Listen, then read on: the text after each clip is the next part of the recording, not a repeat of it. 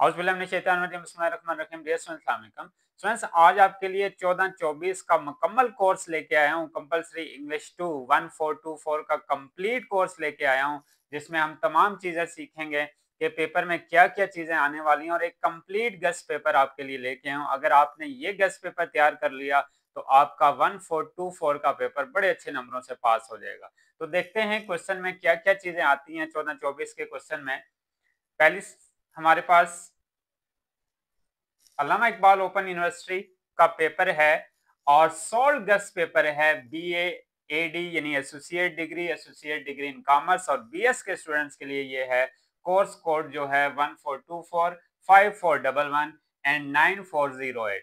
Marks इसके 100 हैं। Pass marks BA के लिए 40 हैं, बीएस और एडीसी के लिए 50 हैं। अब गेस्ट पेपर हम देखते हैं कि सबसे पहला सवाल हमारे पास क्या है। Question number 1, correct the following sentences. अब इसमें सेक्शन ए जो है ग्रामर का सेक्शन है, करेक्ट द फॉलोइंग सेंटेंसेस। अब सेंटेंस जो ग्रीन चेक में आपको नजर आ रहा है, ये सेंटेंस ऑलरेडी करेक्शन में यानी इसकी ऑलरेडी करेक्टेड फॉर्म है इसकी। अब यहाँ पे हमने ये देखना है कि सेंटेंस में गलती क्या है और उसको ठीक कैसे करना है। तो पहला सेंटेंस है Ali finished his work one day before.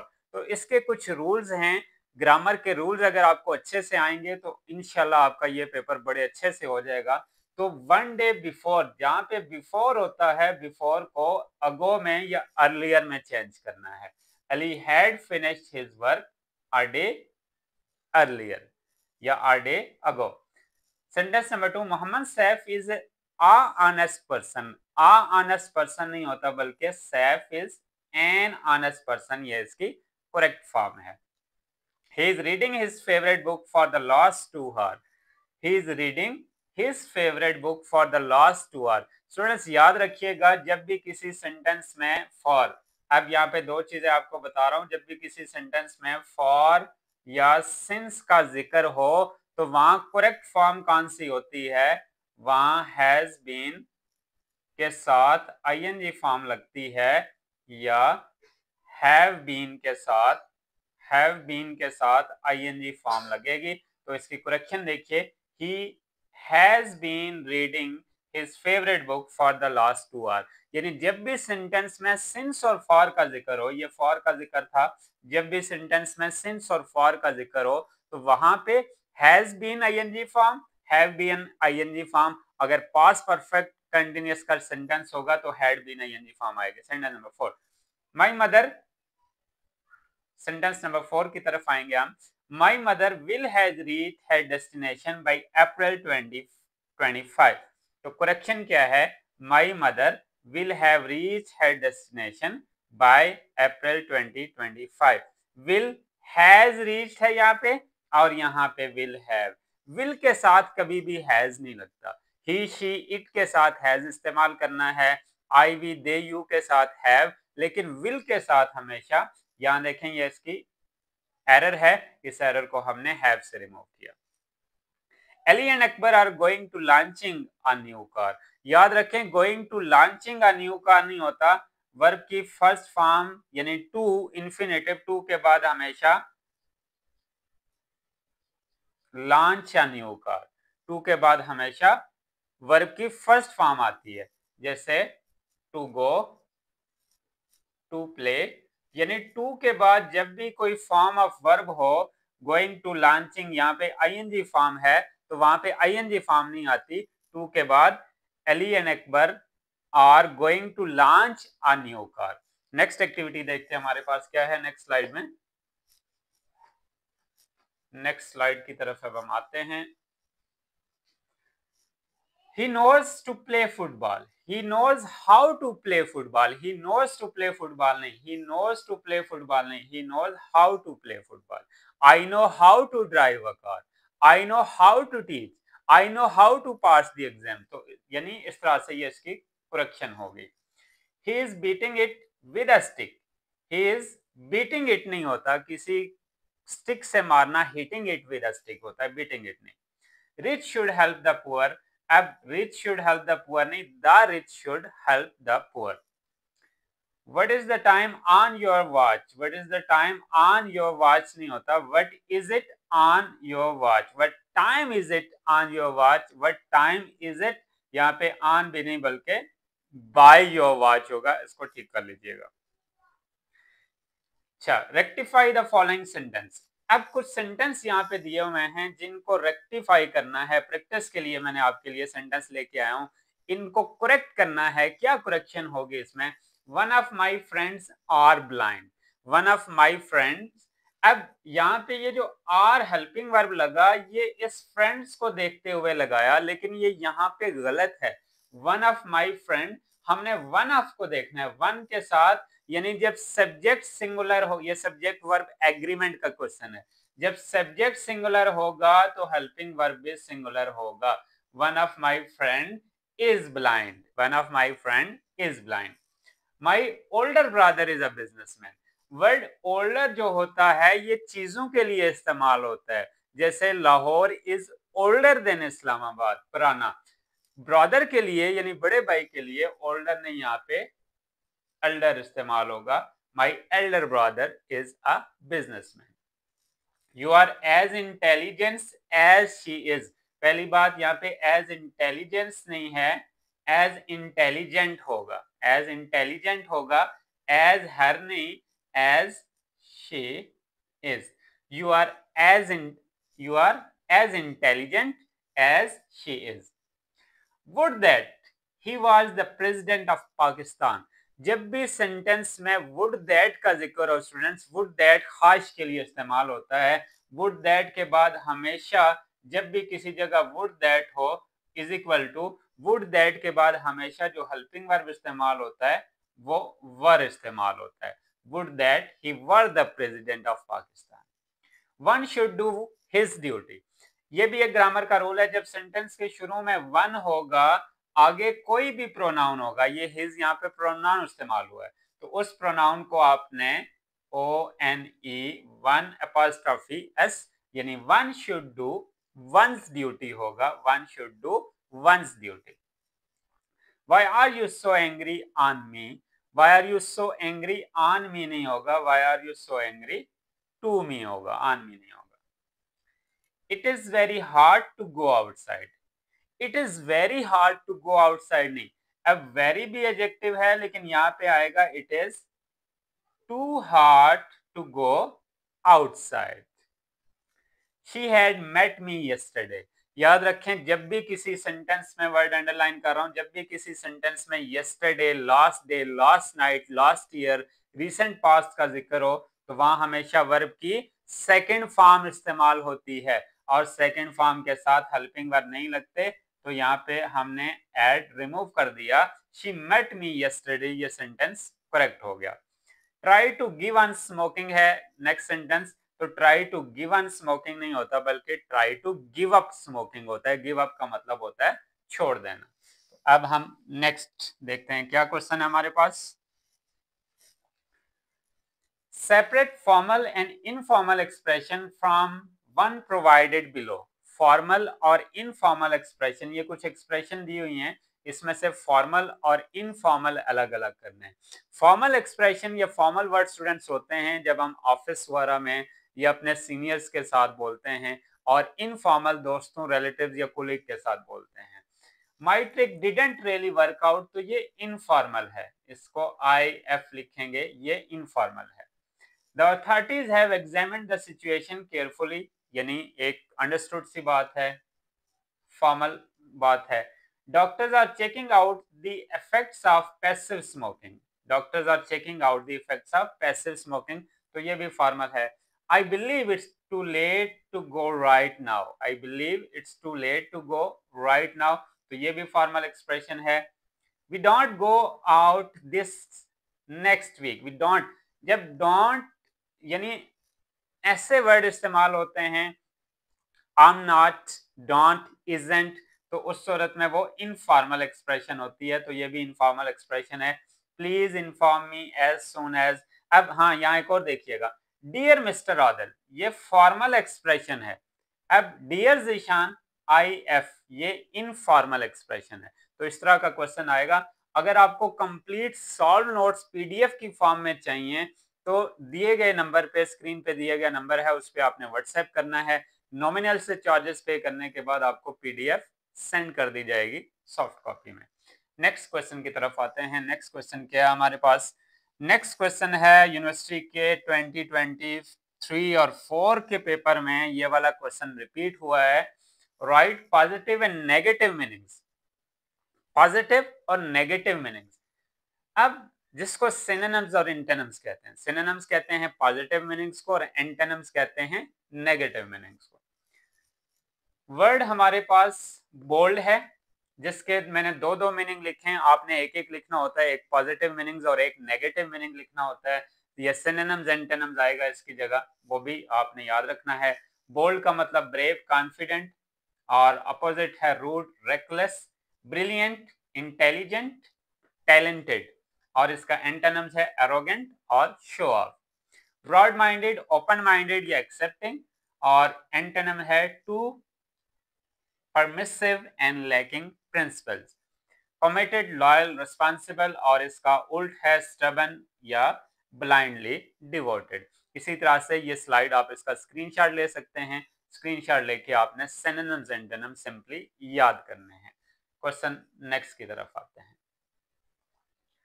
Difference between, बड़ा इंपॉर्टेंट सवाल है पेपर में, अभी रिसेंटली जो पेपर हुआ था पिछले सेमेस्टर का उसमें भी ये सवाल आया था।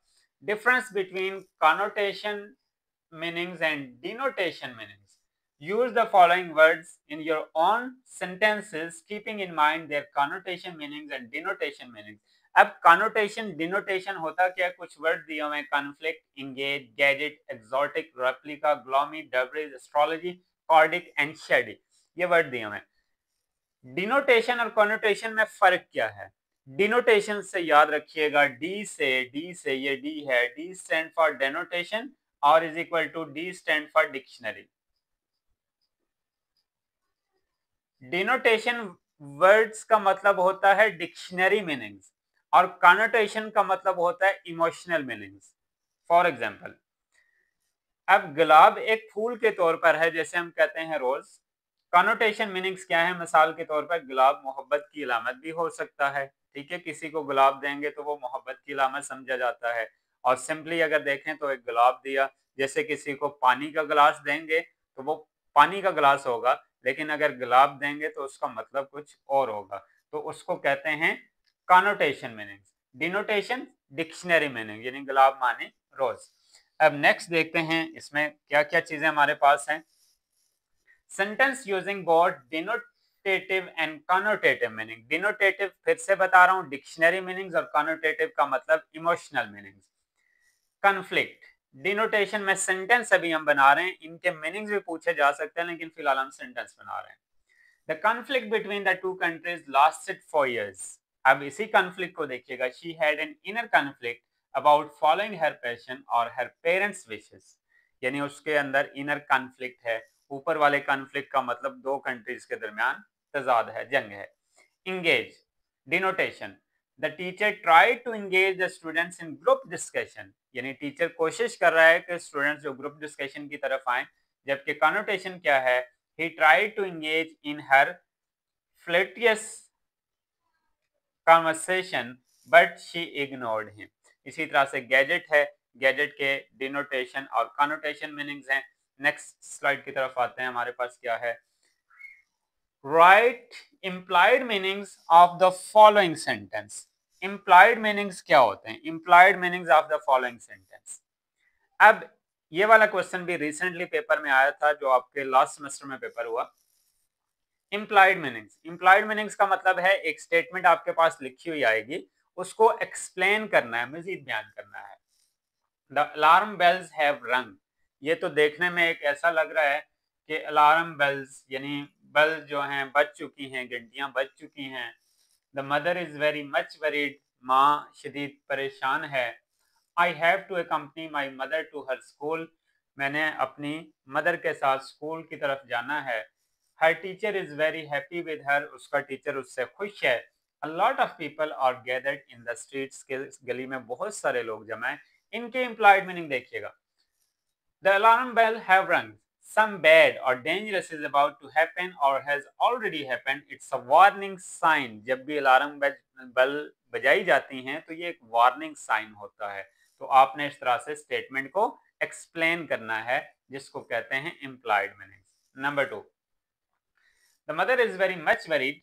Something serious or troubling has happened that is deeply affecting the mother's emotionally. यानी कुछ ऐसा हुआ कि जो अब की अम्मी जान जो हैं परेशान हैं, तो it's mean something serious happened there. अच्छा, नेक्स्ट है आई हैव टू अकम्पनी। इसका मतलब है कि my mother can't go alone और she needs my help, my support, possibly because something unusual और इम्पोर्टेंट इज हैपनिंग। यानी उनको मेरे साथ की जरूरत है। तो इसी तरह से ये इस तरह के वर्ड्स आपने याद करने हैं। नेक्स्ट स्लाइड की तरफ आते हैं। Question number 3। अब ये बड़ा इंपॉर्टेंट सवाल है। ये वाला जो क्वेश्चन है यूनिवर्सिटी में 15 नंबर का भी आया है और यूनिवर्सिटी में बाज़ दफा जो यही वाला सवाल है 20 नंबर का भी आया है। तो ये बड़ा इंपॉर्टेंट सवाल है students. Right, effects of the following cause. अब कॉज और इफेक्ट्स दो अलग अलग चीजें हैं। कॉज और इफेक्ट्स को पहले समझिएगा। इसकी अगर समझ आ गई तो आपको ये सारा क्वेश्चन तीन चार तरह से ये क्वेश्चन पूछा जा सकता है। तो आपको हर एक मेथड से जिससे भी पूछा गया, पूछा लाजमी जाता है, ये पेपर में आपको आ जाएगा। इफेक्ट्स का मतलब है किसी चीज का होना। जैसे आई वॉज लेट, मैं लेट हो गया था ड्यू टू रेन, बारिश की वजह से। अब मैंने एक सेंटेंस बोला I was late. I was late ये क्या है? इफेक्ट है, मतलब हो चुका। आई वॉज लेट, मैं लेट था। Because it was raining outside. I was late because it was raining outside. I was late effect है, it was raining outside ये कॉज है जिसकी वजह से मैं हुआ। The student was late because he missed the bus. The student was late effect था, he missed the bus, उसने बस छोड़ दी, ये कॉज था। तो अब यहाँ पे होप कॉज और इफेक्ट आपको समझ आया होगा। अब यहाँ पे इफेक्ट्स लिखने हैं, कॉजेस गिवन है। If you study regularly, you will perform better in exams and understand the subject. अब यहाँ तो ये लिखा, आप कुछ भी लिख सकते हैं जिसके मीनिंग्स क्लियर हो। If you study regularly, you will get good results. अगर आप ये लिखेंगे तो तब भी सही होगा, लेकिन बेहतर ये है कि ये स्टेटमेंट याद करें। इसी तरह की स्टेटमेंट्स पेपर में आती हैं। If you don't take medicine in time, क्या लिखना है? इसका कॉज लिखना है, सॉरी इफेक्ट लिखना है। Effect of the following cause. If you don't take medicine in time, अगर आप इन टाइम मेडिसिन नहीं लेते तो क्या होगा? You may not recover quickly, आप जल्दी सेहत याब नहीं होंगे। इसी तरह से if you go to late, you miss the important lesson. If you skip the video, you miss the important topic. ठीक है, नेक्स्ट स्लाइड की तरफ आते हैं। तो इसका आप लोग स्क्रीनशॉट लेके मजीद स्टेटमेंट्स पढ़ सकते हैं, जिसमें आपको क्वेश्चन में क्या क्या चीजें आती हैं, कैसे आपने प्रिपरेशन करनी है, उसकी तरफ लेके आ रहा हूं। Sentence with effect now completed with cause. She was late to school. अब ये क्या गिवन है? इफेक्ट गिवन है। कॉज लिखना है because she miss the bus. अच्छा, पेपर में एक दफा ऐसे भी क्वेश्चन आया कि सेंटेंस गिवन थे और उसमें से इसी तरह से, यानी जैसे यहाँ तो कॉज लिखा हुआ है, वहां लिखा नहीं हुआ। सेंटेंस गिवन थे, उसके आगे इफेक्ट और कॉज लिखना था। कॉज में सी और इफेक्ट को ई से रिप्रेजेंट करते हैं, लेकिन वहां पूरा पूरा लिखिएगा। ई और सी भी लिखें तो तब भी चलेगा, ठीक है।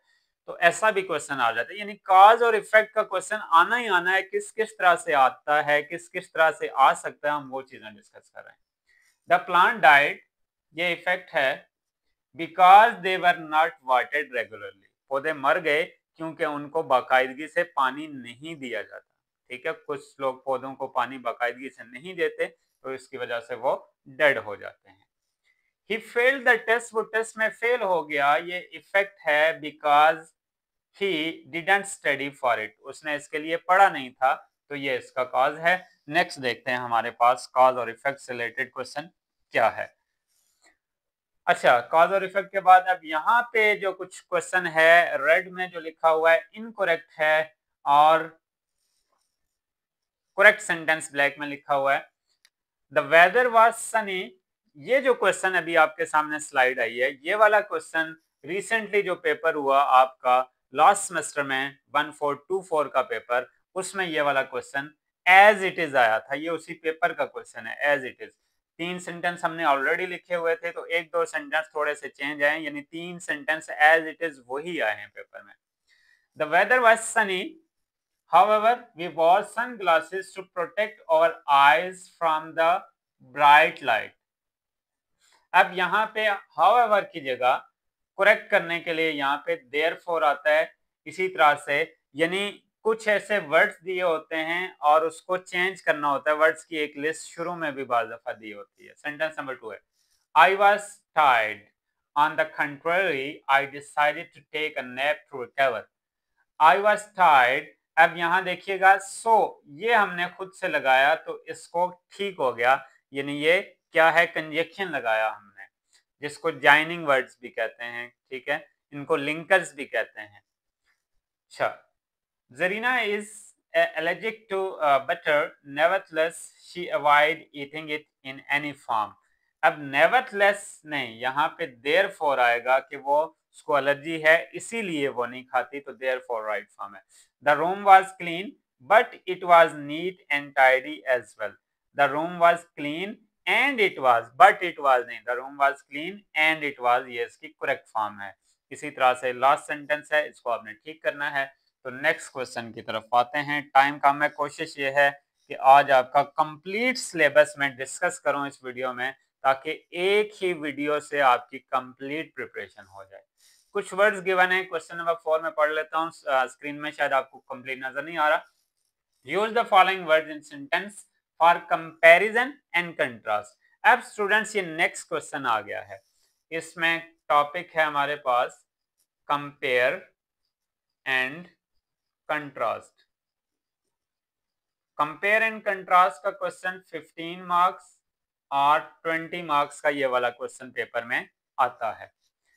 सबसे पहला किस तरह का क्वेश्चन आ सकता है, पहला पॉइंट क्या हमारे पास, कुछ वर्ड्स दिए हुए हैं जिसमें but, both, as opposed to, neither nor, in contrast to, each, whereas, on the other hand, either or।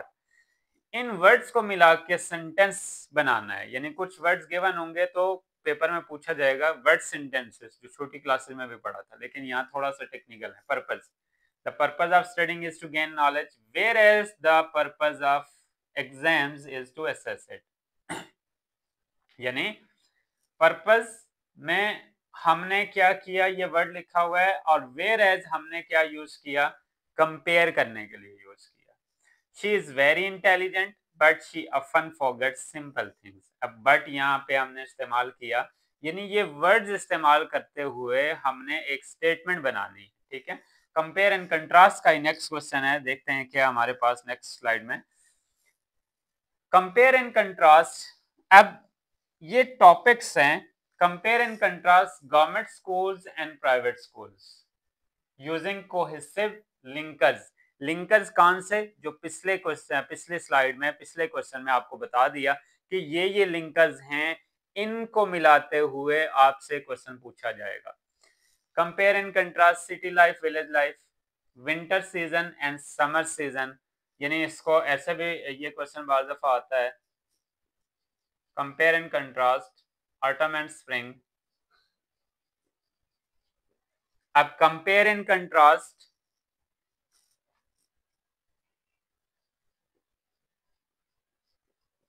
Aeroplane and helicopter, यानी एरोप्लेन और हेलीकॉप्टर का compare and contrast. Compare and contrast car and bus, यानी कोई भी topic compare and contrast का आ सकता है। तो मोस्टली हमारे पास ये टॉपिक हैं, तो आप इनको तैयार करेंगे तो आपके पास इतनी वर्ड, इतना नॉलेज हो जाएगा कि एटलीस्ट कंपेयर एंड कंट्रास्ट का क्वेश्चन अगर पेपर में आए तो वो आप लोग अटेंड कर सकते हैं। नेक्स्ट कंपेयर एंड कंट्रास्ट से रिलेटेड देखते हैं क्या है हमारे पास। अच्छा, नेक्स्ट टॉपिक है आइडेंटिफाई फैक्ट्स एंड ओपिनियन। ये 1423 में भी ये क्वेश्चन आता है, आया था पेपर में। और फैक्ट्स एंड ओपिनियन क्या है? फैक्ट्स का मतलब है किसी चीज की हकीकत। ओपिनियन का मतलब होता है राय देना। Facts and opinion. अब फॉर एग्जांपल फैक्ट है Lahore is the capital of Punjab. जैसे हम कहते हैं there are 7 days in a week, fact है। ओपिनियन क्या है? My father is best father in the world, यानी जिसमें डाउट हो कि किसी दूसरे की राय हमारी राय से मुख्तलिफ हो सकती है, उसको कहते हैं ओपिनियन। और जो चीज फैक्ट है, जैसे फॉर एग्जांपल यहाँ पढ़ा Lahore is the capital of Punjab, ये फैक्ट है। There are 12 month in a year, तो ये फैक्ट है। जैसे for example Sunday is holiday, ठीक है, होती है, तो ये फैक्ट है। अब फैक्ट एंड ओपिनियन से रिलेटेड कैसे कैसे क्वेश्चन आएगा? बार दफा सेंटेंस गिवन होते हैं और आपको कहा जाता है identify fact and opinion. Fact and opinion को जस्ट आइडेंटिफाई करें। दूसरा सवाल, बार दफा खुद से कहा जाता है right any 5 sentences that shows fact and 5 sentences that shows opinion. तो फैक्ट के 5 और ओपिनियन के 5 सेंटेंस लिखने हैं। और बार दफा सेंटेंस जैसे मैंने आपको कहा दिए होते हैं, फैक्ट एंड ओपिनियन मिक्स होते हैं, जैसे ये दिए हुए हैं, और इनको अलग अलग करना होता है। नेक्स्ट क्वेश्चन की तरफ आते हैं। नेक्स्ट क्वेश्चन है write an informal personal letter to your friend wishing him luck for his job interview, giving him her some suggestion about it. अच्छा, अब लेटर्स जो हैं, दो तरह के लेटर्स 1423 के पेपर में भी थे और 1424 के पेपर में भी लेटर्स आते हैं। बड़ा इंपॉर्टेंट टॉपिक है लेटर्स का। इनफॉर्मल लेटर्स, इनफॉर्मल लेटर्स का फॉर्मेट का आपने ख्याल रखना है। अक्सर स्टूडेंट्स कहते हैं फॉर्मेट क्या होगा, तो यहाँ में फॉर्मेट लिखा हुआ भी है, फिर यहाँ मैं फॉर्मेट क्लियर यहाँ बना भी दूंगा आपको अभी कि फॉर्मेट क्या होना चाहिए लेटर का। इनफॉर्मल लेटर्स क्या होते हैं? जो दोस्तों और रिश्तेदारों को लिखे जाते हैं। और फॉर्मल लेटर्स होते हैं जो ऑफिशियल लेटर्स होते हैं। फॉर एग्जांपल हम सीपीओ को लेटर्स लिखते हैं कि हमारे एरिया में लॉ एंड ऑर्डर सिचुएशन सही नहीं है, तो हम सीपीओ को लेटर लिखते हैं। हम चेयरमैन वापटा को लेटर्स लिखते हैं कि हमारे यहाँ जो इलेक्ट्रिसिटी का मुसलसल ब्रेकडाउन है, इसको इस पे अमल किया जाए, ठीक है, तो उसको फॉर्मल लेटर्स कहते हैं। अब इनफॉर्मल लेटर्स में सबसे पहले आप लिखेंगे फॉर्मेट, जैसे अक्सर स्टूडेंट्स कहते हैं कि इसका फॉर्मेट क्या होगा, यहाँ मैं लिख लेता हूँ। सबसे पहले आपने लिखना है एग्जामिनेशन हॉल, कामा, उसके बाद सिटी। सिटी के बाद देखें मैं कोई चीज नहीं लिख रहा, सिटी के बाद just A dot B dot C dot, यानी ABC एब्रीवेशन यूज की है। उसके बाद डेट लिखने का फॉर्मेट, सपोज जैसे आज की डेट की अगर हम बात करें तो डेट कैसे लिखेंगे मुकम्मल इस फॉर्मेट के तहत? कंप्लीट लिखिएगा मंथ का नाम दिसंबर 17 कामा 2025 के बाद फुल स्टॉप। फिर एक लाइन छोड़कर जैसे ये लिखा डियर फ्रेंड, आप माय डियर फ्रेंड भी लिख सकते हैं। माय डियर फ्रेंड, तीनों का पहला पहला लेटर कैपिटल लिखें, ये जस्ट खूबसूरती के लिए है। उसके बाद यहाँ से लेटर लिखना शुरू करें, यहाँ से भी शुरू करेंगे तो तब भी कोई हर्ज नहीं है, इस बात के नंबर नहीं कटते। एंडिंग करते हुए यहाँ पे सपोज लेटर खत्म हो गया तो एंड हम लिखेंगे वाई कैपिटल YOURS योर्स। यहाँ किसी किस्म का कामा या अपॉस्ट्रोफी या यहाँ पे कामा नहीं लगाना, ये मैं आपको क्लियर बता रहा हूँ। योर्स ट्रूली या योर्स लविंग फ्रेंड और XYZ, हमने किसी किस्म का नाम शो नहीं करना लेटर में। बीच में जो बॉडी है लेटर की वो आपने अच्छे से याद करनी है। ये है इनफॉर्मल लेटर का कंप्लीट फॉर्मेट के करना कैसे है। नेक्स्ट क्वेश्चन की तरफ आते हैं। नेक्स्ट क्वेश्चन है write down brief news report about the following issues. अब ये भी बड़ा इंपॉर्टेंट टॉपिक है 1424 के पेपर में। News report, news headline, suppose ये क्वेश्चन गिवन होंगे, आपके पास आएंगे rising inflation, load shedding, flood, encroachment. Rising inflation, कीमतों का बढ़ना, एक हेडलाइन बनानी है। Rising inflation hits daily life across the country. Prices of essential goods like flours, vegetables, and fuel have increased sharply. Citizens are demanding quick action from the government to control the situation. यानी headline बनाई. Load shedding. Load shedding continues to trouble the citizen. Low power outages are being reported in urban and rural areas. Students, workers, and businesses are suffering due to lack of electricity. यानी आपने एक तो top headline बनानी है marker से, फिर उसके बाद नीचे एटलीस्ट एक आध लाइन लिखनी है. तो इस तरह का question, write down brief news report of the following issues, यानी न्यूज हेडलाइन या न्यूज रिपोर्ट का क्वेश्चन भी पेपर में आता है. नेक्स्ट क्वेश्चन की तरफ आते हैं. अब ये भी बड़ा इंपॉर्टेंट क्वेश्चन है. 1423 के पेपर में आपको याद हो, 1423 के पेपर में क्या क्वेश्चन आया था कि आपने जॉब एप्लीकेशन लिखनी है. अब 1424 के पेपर में क्वेश्चन जॉब एप्लीकेशन का नहीं आएगा. यहाँ पे क्वेश्चन आएगा कि आपने जॉब एडवर्टीजमेंट बनानी है. आप एक बैंक के मैनेजर्स हैं, आप किसी इदारे के प्रिंसिपल हैं, वाइस प्रिंसिपल हैं, तो आपने एक ऐड देना है इंग्लिश में कि जिससे आपको वो जो स्टाफ आपको चाहिए, जो रिक्वायरमेंट आपकी है, वो ऐड बनाना है. समझें, अखबार में जैसे हम लोग स्टार पढ़ते होते हैं ना, ऐड का हम देख रहे होते हैं, वो अब हमने बनाना है. ये क्वेश्चन पूछा जा रहा है. तो एक फॉर्मेट के तौर पर क्वेश्चन है, job opportunity ABC bank limited, sales staff required. ABC bank is hiring enthusiastic and result oriented individual for its sales department.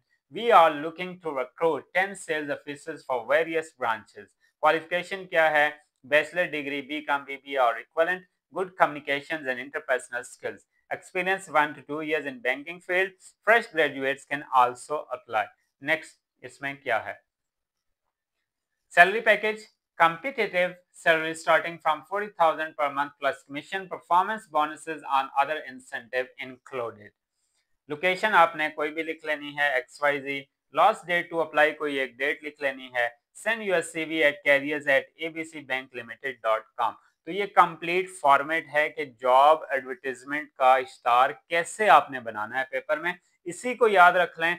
अगर इंग्लिश लैंग्वेज टीचर्स किया है या किसी और वैकेंसी किया है तो थोड़ा बहुत आपने इसमें चेंज करना है, फॉर्मेट आपने यही रखना है. Next question. अच्छा, write an opinion article for a newspaper about a recent event. It could be social, political, entertainment, sports और education related event. Opinion article क्या है? आपने एक आर्टिकल लिखना है जिसको अखबार में कॉलम कहते हैं. ठीक है, कोई भी एक आर्टिकल लिखना है तो ये 2-3 पैराग्राफ में लिखा जाता है. तो जिस टॉपिक पे आएगा, for example, in recent month the announcement of exams results by various education boards has sparked a wave of anxiety and debate among students, parents and educators alike. While the toppers are celebrated on national televisions, thousands of students silently suffer from the pressures of disappointment and, in many cases, unfair grading systems.